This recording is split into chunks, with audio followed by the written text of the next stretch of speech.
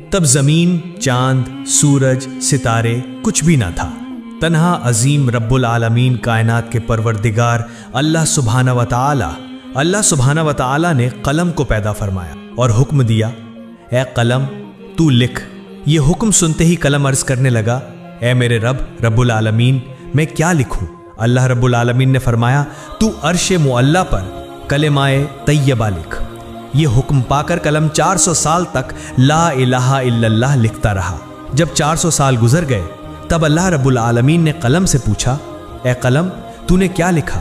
قلم نے عرض کیا، اے اللہ سبحانہ و تعالی، میں نے تو بس لا الہ الا اللہ ہی لکھا ہے۔ اللہ رب العالمین نے فرمایا، تو نے کلمہ کا آخری حصہ کیوں نہیں لکھا؟ قلم خوف سے کانپتے ہوئے عرض کرنے لگا، اے میرے رب تو پاک ہے، تو یکتا ہے، اللہ کے سوا کوئی معبود نہیں۔ اب اس نام کے بعد کون سا نام لکھوں؟ یہ میرا حوصلہ نہ ہوا اور نہ ہی مجھے معلوم تھا۔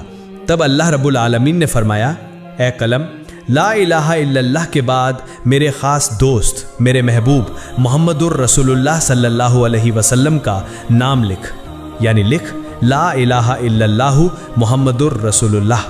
یہ سنتے ہی قلم کئی سو سال تک یہ نام لکھتا رہا۔ پھر اللہ رب العالمین نے عرش معلی پر عظیم و شان استمبھ پیدا فرمائے اور انہیں 7 زمین و آسمان کے اندر گاڑ دیا۔ مفسرین نے ذکر کیا ہے کہ ایک استمبھ سے دوسرے استمبھ کا فاصلہ 700 سال کی مسافت کے برابر ہے۔ پھر اللہ سبحانہ و تعالی نے عرش پیدا فرمایا اور اس عرش کو اٹھانے کے لیے کچھ لمحوں میں 4 فرشتے پیدا فرمائے اور ان سے فرمایا، اے میرے فرشتوں، تم عرش کو اٹھاؤ۔ یہ حکم سنتے ہی 4 فرشتے عرش اٹھانے کو تیار ہوئے، لیکن وہ اسے اٹھا نہ سکے۔ تب اللہ سبحانہ و تعالی نے فرشتوں کو ایک دعا سکھائی، سبحان اللہ والحمد للہ ولا الہ الا اللہ واللہ اکبر۔ جب فرشتوں نے یہ دعا پڑھی تو وہ عرش اٹھانے کے قابل ہو گئے، اور اسی وقت اللہ رب العالمین کی قدرت سے بے شمار فرشتے پیدا ہوئے اور سب اللہ سبحانہ و تعالیٰ کی حمد و ثنا کرنے لگے۔ پھر اللہ رب العالمین نے اپنی عظیم قدرت سے ماؤں ارد تیار فرمایا اور وہاں سرخ یاقوت سے لوح محفوظ پیدا فرمایا اور اسے عرش کے نیچے رکھ دیا۔ پھر اللہ سبحانہ و تعالیٰ نے قلم کو حکم دیا، اے قلم، اس عظیم الشان تخلیق، علم اور قیامت تک پیش آنے والے تمام واقعات کو لوح محفوظ میں لکھ دے۔ اللہ سبحانہ و تعالیٰ کے اس حکم کو پا کر قلم نے بسم اللہ الرحمن الرحیم لکھ کر آغاز کیا۔ اللہ سبحانہ و تعالیٰ ہی اس کائنات کا یکتا خالق ہے۔ اللہ سبحانہ و تعالیٰ کے سوا کوئی معبود نہیں، وہ یکتا ہے، بے مثال ہے۔ پھر اللہ رب العالمین نے قلم کو دوبارہ حکم دیا، اے قلم، آدم علیہ السلام سے لے کر 1,24,000 انبیاء تک کے تمام حالات لوح محفوظ میں درج کر۔ پس قلم نے یہ حکم پا کر تمام مخلوقات اور تمام واقعات کو لکھ دیا۔ اس کے بعد اللہ سبحانہ و تعالیٰ نے یاقوت کی طرف نظر ڈالی تو یاقوت خوف سے پگھل گیا اور پانی میں تبدیل ہو گیا۔ پھر اللہ سبحانہ و تعالیٰ کی بے پایہ قدرت سے ہوا پیدا ہوئی اور رب العالمین نے اسے شمال، جنوب، مشرق اور مغرب کی طرف بھیج دیا اور فرمایا، تم لوگ تیز رفتاری سے بہتے ہوئے پانی میں لہریں پیدا کرنے لگے اور جھاگ اٹھنے لگا، اور فوراً ہی اللہ سبحانہ و تعالیٰ کے حکم کی تعمیل ہوئی، چنانچہ پانی کے اوپر جھاگ جم گیا، اور ان جھاگوں کے باہمی تصادم سے اللہ سبحانہ و تعالیٰ کے حکم سے آگ پیدا ہوئی۔ کچھ ہی دیر بعد اس آگ سے دھواں نکلنے لگا۔ پھر اللہ سبحانہ و تعالیٰ کا عرش پانی کے بیچ میں قائم ہوا۔ اللہ رب العالمین نے اس دھوئیں کو 7 حصوں میں تقسیم کیا۔ اس کے پہلے حصے سے پانی، دوسرے حصے سے تانبا، تیسرے حصے سے لوہا، چوتھے حصے سے چاندی، 5ویں حصے سے سونا، 6ٹھے حصے سے موارد یعنی موتی، اور 7ویں حصے سے یاقوت پیدا فرمایا۔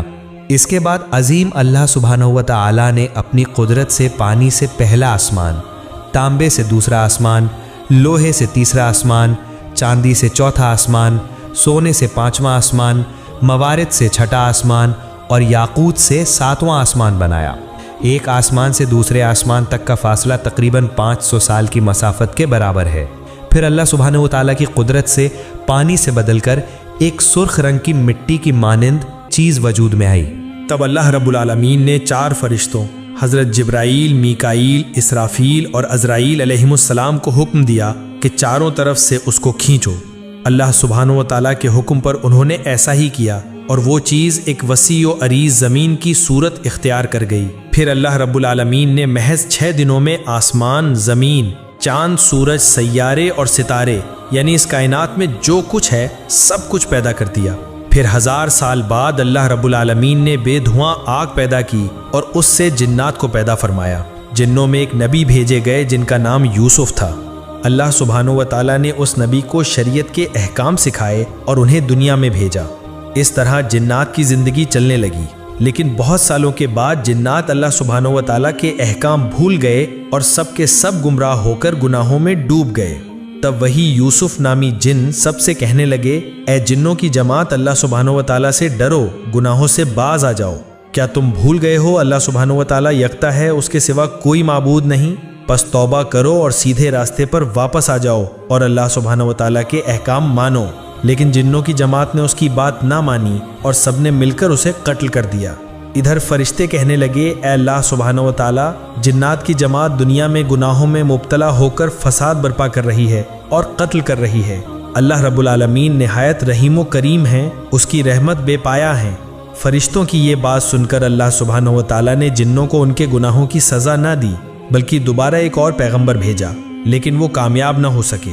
صرف چند جن ہی ان کی ہدایت قبول کر کے سیدھے راستے پر آئے اور باقی سب گمراہ ہو گئے۔ یوں تقریباً 36,000 سال کے عرصے میں جنات نے بے شمار پیغمبروں کو قتل کر ڈالا۔ پھر اللہ رب العالمین نے فرشتوں سے فرمایا، جاؤ جو گناہوں میں مبتلا ہیں ان کو سزا دو۔ اللہ سبحانہ و تعالیٰ کے اس حکم کو پاتے ہی فرشتوں نے کروڑوں جنات کو سزا دی۔ صرف وہی مومن جن جو گنہگار جنوں کے خوف سے جنگلوں، پہاڑوں اور گفاؤں میں بیٹھ کر اللہ سبحانہ و تعالیٰ کی عبادت کرتے تھے، وہی فرشتوں کے ہاتھ سے بچ گئے۔ اس وقت فرشتوں نے دیکھا کہ ایک کم عمر حسین و جمیل جن تنہا کھڑا ہے۔ اس کا نام ابلیس تھا۔ اسے دیکھ کر فرشتوں کے دلوں میں رحم پیدا ہوا۔ تب فرشتوں نے عرض کیا، اے ہمارے رب، اے معبود، یہ کمسن جن بالکل بے سہارا ہے، اس پر ہمیں بہت شفقت آ رہی ہے، کیا ہم اسے آسمان پر لا کر پرورش کریں؟ فرشتوں کی درخواست پر اللہ رب العالمین نے اجازت عطا فرمائی کہ اسے آسمان پر لے آؤ۔ ابلیس تیز حافظے والا تھا، جو ایک بار سنتا وہ ہمیشہ کے لیے یاد رکھتا۔ ادھر جو جنات زندہ بچے تھے ان کی نسل بڑھ کر پھر سے دنیا جنات سے بھر گئی۔ ادھر فرشتے ابلیس کو پہلے آسمان پر لے آئے۔ وہاں پہنچ کر فرشتوں نے اسے اللہ کی عبادت اور بندگی کے سبھی اصول اور ضوابط سکھائے۔ ابلیس نے بہت کم وقت میں یہ تعلیم حاصل کر لی اور پھر پورے 1000 سال پہلے آسمان پر اللہ کی عبادت کرتا رہا۔ ابلیس کی عبادت میں یکسوئی اور اخلاص دیکھ کر فرشتے حیران ہو گئے اور کہنے لگے، ہم تو صرف اللہ کی عبادت کے لیے پیدا کیے گئے ہیں، ہماری تعلیم و ریاضت سب کچھ عبادت ہی ہے۔ مگر کیا تعجب کی بات ہے کہ ابلیس نے ہم سے عبادت کے طریقے سیکھے اور اب وہ ایسی عبادت کر رہا ہے کہ اس کے مقابلے میں ہماری عبادت کچھ بھی نہیں۔ ہم نے تو اپنے درمیان کسی کو ایسی عبادت کرتے نہیں دیکھا۔ ایسا لگتا ہے کہ ابلیس سے ہمیں بہت کچھ سیکھنا ہے۔ فرشتے اس کی عبادت سے اتنے متاثر ہوئے کہ بڑے اہتمام کے ساتھ 1000 سال بعد اسے پہلے آسمان سے دوسرے آسمان پر لے گئے۔ دوسرے آسمان پر آ کر وہ اس سے بھی زیادہ عبادت میں مشغول ہو گیا۔ وہاں کے فرشتے یہ دیکھ کر ہر طرف سے تعریف و تحسین کرنے لگے۔ بہت سے فرشتے اس کی مدح سرائی کرنے لگے اور اس کا نام عابد رکھ دیا۔ پھر ابلیس نے 1000 سال عبادت کی۔ اس کے بعد فرشتے اسے دوسرے آسمان سے تیسرے آسمان پر لے گئے۔ وہاں پہنچ کر وہ اور زیادہ یکسوئی اور خشوع کے ساتھ اللہ کی عبادت میں لگ گیا۔ یہ دیکھ کر وہاں کے فرشتے اس کی عبادت پر فریفتہ ہو گئے اور اس کا نام ولی رکھ دیا۔ اسی طرح ابلیس نے ہر آسمان پر 1000 سال عبادت کی۔ آخر کار جب وہ 7ویں آسمان پر پہنچا تو سکون و اطمینان کے ساتھ رہنے لگا۔ ابلیس نے ہر پہلو سے بہت زیادہ علم اور تجربہ حاصل کر لیا۔ تب فرشتوں نے اللہ کی بارگاہ میں دعا کی، اے ہمارے رب، اے اللہ، اگر تو اپنے محبوب ابلیس کو عرش معلی پر اٹھا لے تو ہم اس سے بہت قیمتی نصیحتیں سن کر بہت کچھ سیکھ سکتے ہیں، کیونکہ اس نے ہم سے کہیں زیادہ علم حاصل کیا ہے۔ اللہ تعالیٰ نے فرشتوں کی اس درخواست کو قبول فرمایا اور ابلیس کو عرش معلی کے قریب لے آئے۔ وہاں پہنچ کر ابلیس یاقوت سے بنے ایک بلند ممبر پر عبادت میں مشغول ہو گیا اور وعظ و نصیحت کرنے لگا۔ یہ سب دیکھ کر فرشتوں نے اسے ملائکہ یعنی فرشتوں کا استاد تسلیم کر لیا۔ ادھر زمین پر جو جنات باقی رہ گئے تھے وہ دوبارہ سخت گناہوں میں مبتلا ہو گئے۔ تب اللہ رب العالمین نے ابلیس سے فرمایا، اے ابلیس، میں تیری عبادت، بندگی اور اطاعت دیکھ کر بہت راضی ہوں۔ اب تو دنیا میں جا اور اپنی قوم جنات کو سیدھا راستہ دکھا۔ اللہ رب العالمین کا یہ حکم پا کر ابلیس بولا، اے معبود، اے اللہ، میں آپ کے حکم کی ضرور تعمیل کروں گا، لیکن اے اللہ، مجھے ایسی طاقت عطا فرما دیجئے کہ میں دن بھر دنیا میں جنات کو تعلیم دینے کے بعد شام کو دوبارہ یہاں لوٹ کر آپ کی عبادت میں مشغول رہ سکوں۔ اللہ رب العالمین نے ابلیس کی یہ درخواست قبول فرما لی۔ چنانچہ ابلیس بہت خوشی کے ساتھ دنیا میں آیا اور جنات سے کہنے لگا، اے جنوں کی جماعت، کیا تم بھول گئے ہو اس عذاب کو؟ ابھی وقت ہے، اللہ کی طرف لوٹ آؤ۔ اللہ کے سوا کوئی معبود نہیں، گناہ کے کام چھوڑ کر نیک راستے پر واپس آؤ۔ اس طرح وہ جنوں کو بہت دنوں تک ہدایت کرتا رہا، لیکن لگاتار جد و جہد اور سخت محنت کے باوجود تھوڑے سے جنوں کے سوا تقریباً سبھی ابلیس کی مخالفت کرنے لگے اور شدید گناہوں میں مبتلا ہو گئے۔ تب اللہ رب العالمین نے ابلیس سے فرمایا، اے ابلیس، میں تیری عبادت، بندگی اور اطاعت دیکھ کر بہت راضی ہوں۔ اب تو دنیا میں جا اور اپنی قوم جنات کو سیدھا راستہ دکھا۔ اللہ رب العالمین نے ابلیس کی یہ درخواست قبول فرما لی اور جنات کو ہلاک کرنے کے لیے بے شمار فرشتوں کو دنیا میں بھیجا۔ ان فرشتوں کے ساتھ ابلیس بھی تھا۔ پس فرشتوں اور ابلیس کے آنے کے بعد دنیا کے سبھی گنہگار جن ایک ایک کر کے مر گئے۔ دنیا کا کام پورا کرنے کے بعد ابلیس پھر ایک سوئی کے ساتھ اللہ کی عبادت میں مشغول ہو گیا۔ اللہ تعالیٰ کے حضور ابلیس کے کتنے ہی سجدے تھے کہ کسی کے لیے ان کا شمار ممکن نہیں تھا۔ آسمان، زمین اور عرش معلیٰ کے قریب کوئی ایسی جگہ نہیں تھی جہاں ابلیس نے بے شمار سجدے نہ کیے ہوں۔ پھر ابلیس نے اللہ رب العالمین سے دعا کی، اے میرے رب، اے اللہ، تیرے بے پایاں فضل و کرم سے میں ایک نہایت ادنا درجے سے عزت و شرف کے اعلیٰ مرتبے تک پہنچ گیا ہوں۔ تیرے فضل و کرم سے میں تیرا قرب حاصل کر سکا۔ اب میرے دل کی شدید خواہش ہے کہ اگر تو مجھے اپنی مقدس لوح محفوظ کا دیدار کرا دے تو میری زندگی بابرکت اور کامیاب ہو جائے۔ مہربانی فرما کر میری یہ آرزو پوری فرما۔ رحمتوں والے عظیم اللہ تعالیٰ نے ابلیس کی یہ دعا قبول فرمائی اور فرشتے مقرب میکائیل کو حکم دیا، اے میکائیل، ابلیس کو لے جا اور لوح محفوظ کے قریب کر دے۔ چنانچہ میکائیل فرشتے نے یہ حکم پاتے ہی ابلیس کو لے جا کر لوح محفوظ کے قریب کر دیا۔ ابلیس اللہ کی اس عظیم الشان مخلوق لوح محفوظ کو دیکھنے لگا اور دعا کرنے لگا۔ اچانک اس کی نظر ایک جگہ پڑی جہاں لکھا تھا، اللہ کا ایک بندہ 6 لاکھ سال تک اللہ کی عبادت کرے گا، لیکن اللہ کا ایک حکم نہ ماننے کے سبب وہ جنت سے نکالا جائے گا، اور وہ بندہ آسمان و زمین میں ملعون یعنی اللہ کی لعنت کا سزاوار کے نام سے جانا جائے گا۔ یہ دیکھ کر ابلیس جارو قطار رونے لگا اور سجدے میں گر پڑا۔ مفسرین کے قول کے مطابق ابلیس نے یہ سجدہ 6000 سال تک کیا۔ 6000 سال بعد جب اس نے سر اٹھایا تو دیکھا کہ اس کی سجدہ گاہ پر لکھا ہوا ہے، لعنت اللہ علی ابلیس، یعنی ابلیس پر اللہ کی لعنت ہو۔ یہ دیکھ کر ابلیس نے اللہ سے دعا کی، اے میرے رب، یہ ابلیس کون ہے؟ میں اسے اچھی طرح سمجھانا چاہوں گا۔ اس کے جواب میں اللہ تعالیٰ نے فرمایا، بہت جلد تم اسے دیکھو گے۔ یہ سن کر ابلیس وہیں کھڑا رہا اور 1000 سال تک یہی پڑھتا رہا، لعنت اللہ علی ابلیس، یعنی ابلیس پر اللہ کی لعنت ہو۔ یہاں ذکر کرنا ضروری ہے کہ اس وقت ابلیس اس نام سے مشہور نہیں ہوا تھا۔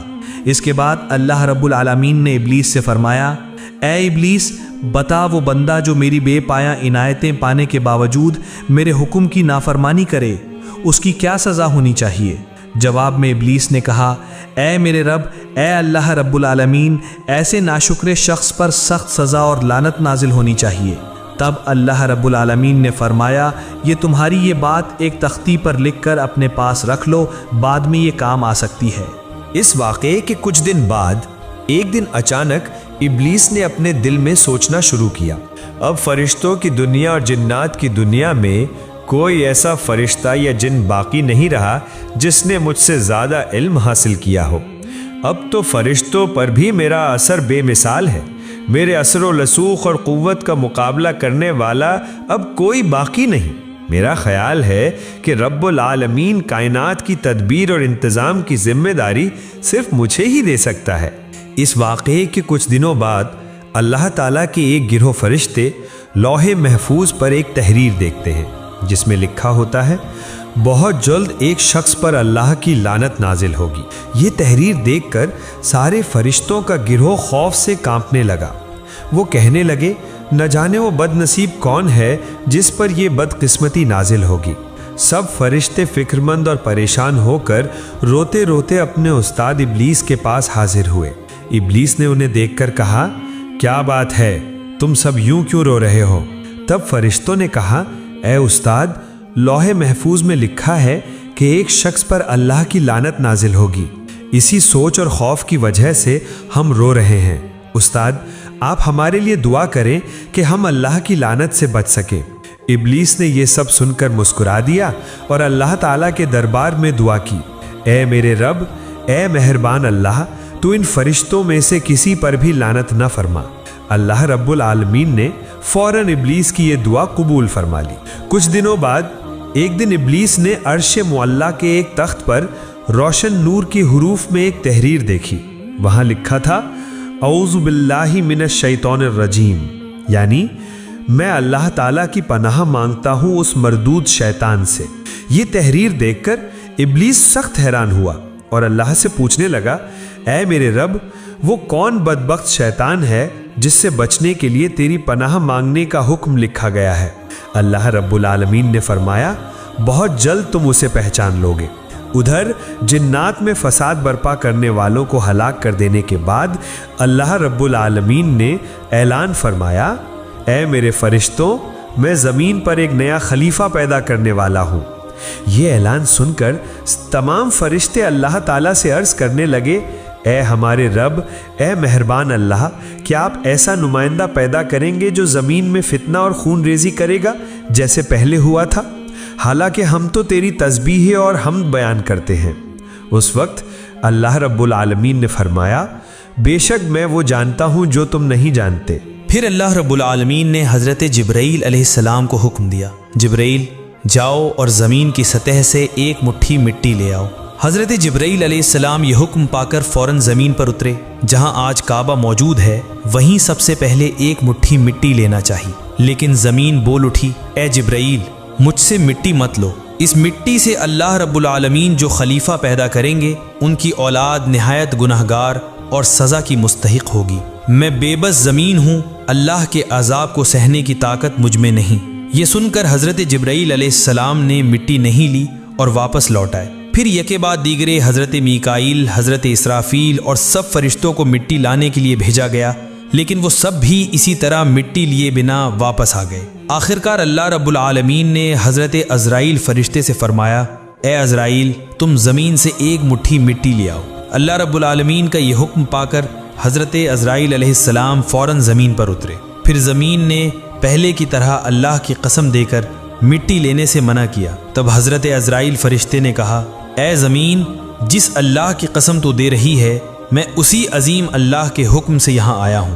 میں اس اللہ تعالیٰ کے حکم کی نافرمانی نہیں کر سکتا، لہٰذا میں ضرور ایک مٹھی مٹی لے کر جاؤں گا۔ یہ کہہ کر حضرت عزرائیل علیہ السلام ایک مٹھی مٹی لے کر عالم بالا میں پہنچے اور اللہ کے حضور عرض کیا، اے اللہ، آپ سب کچھ جاننے والے، سارے جہانوں کے پروردگار ہیں، میں نے آپ کا حکم بجا لایا۔ تب اللہ رب العالمین نے فرمایا، اے عزرائیل، اسی مٹی سے زمین پر ایک خلیفہ پیدا کروں گا اور اس کی جان قبض کرنے کی ذمہ داری تجھے ہی دوں گا۔ حضرت عزرائیل علیہ السلام نے عرض کیا، اے میرے رب، اے عظیم اللہ، اگر آپ نے یہ ذمہ داری مجھے دی تو آپ کے بندے مجھے دشمن سمجھیں گے۔ تب اللہ رب العالمین نے فرمایا، اے عزرائیل، ہر بندے کے مرنے سے پہلے ایک ذریعہ پیدا کر دیا جائے گا جس کی وجہ سے کوئی تجھے دشمن نہ سمجھے گا۔ پھر اللہ کے حکم سے فرشتوں نے اس ایک مٹھی مٹی کو طائف اور مکہ مکرمہ کے درمیان رکھ دیا۔ پھر اللہ کی رحمت کی بارش اس پر نازل ہوئی۔ 2 سال تک وہ مٹی بارش سے بھیگ کر کیچڑ بنی، 6 سال خشک مٹی میں بدل گئی، اور 8ویں سال حضرت آدم علیہ السلام کی شکل تخلیق کی گئی۔ پھر ایک دن ابلیس 70,000 فرشتوں کو ساتھ لے کر حضرت آدم علیہ السلام کے پاس آیا اور دیکھا کہ ان کا جسم پنجر کی طرح زمین پر رکھا ہے۔ اس وقت ابلیس نے انہیں حقارت کی نگاہ سے دیکھا۔ پھر کسی اور دن فرشتوں نے ابلیس سے کہا، اللہ رب العالمین اسی مٹی سے اپنا نمائندہ پیدا کرے گا۔ تب ابلیس نے کہا، یہ بات درست ہے، لیکن اگر اللہ تعالیٰ نے اس صورت کو میرے تابع کر دیا تو میں اسے تباہ کر دوں گا، اور اگر مجھے اس کے تابع کر دیا تو میں اس کی اطاعت نہیں کروں گا۔ اس واقعے کے 40 دن بعد حضرت آدم علیہ السلام کی روح پیدا کی گئی۔ پھر اللہ رب العالمین نے تمام فرشتوں کو حکم دیا، اے فرشتوں، تم سب آدم کو سجدہ کرو۔ تمام فرشتوں نے حضرت آدم علیہ السلام کو سجدہ کیا، لیکن ابلیس نے سجدہ نہ کیا۔ تب اللہ رب العالمین نے فرمایا، اے ابلیس، جسے میں نے اپنے دونوں ہاتھوں سے پیدا کیا، اسے سجدہ کرنے سے تجھے کس چیز نے روکا؟ کیا تو نے تکبر کیا؟ ابلیس نے کہا، میں اس سے بہتر ہوں، اے اللہ، آپ نے مجھے آگ سے پیدا کیا اور اسے مٹی سے۔ تب اللہ رب العالمین نے فرمایا، اے ابلیس، یہاں سے نکل جا، کیونکہ تو اب ملعون ہے، تجھ پر قیامت تک لعنت رہے گی۔ اس وقت ابلیس نے کہا، اے اللہ، یہ تو آدم ہی کی وجہ سے ہے کہ میں تیرے دربار سے نکالا گیا اور ملعون ہوا، یہ میری بدبختی ہے۔ تب اللہ رب العالمین نے فرمایا، اے ابلیس، اس تحریر کی طرف دیکھ جس میں لکھا ہے۔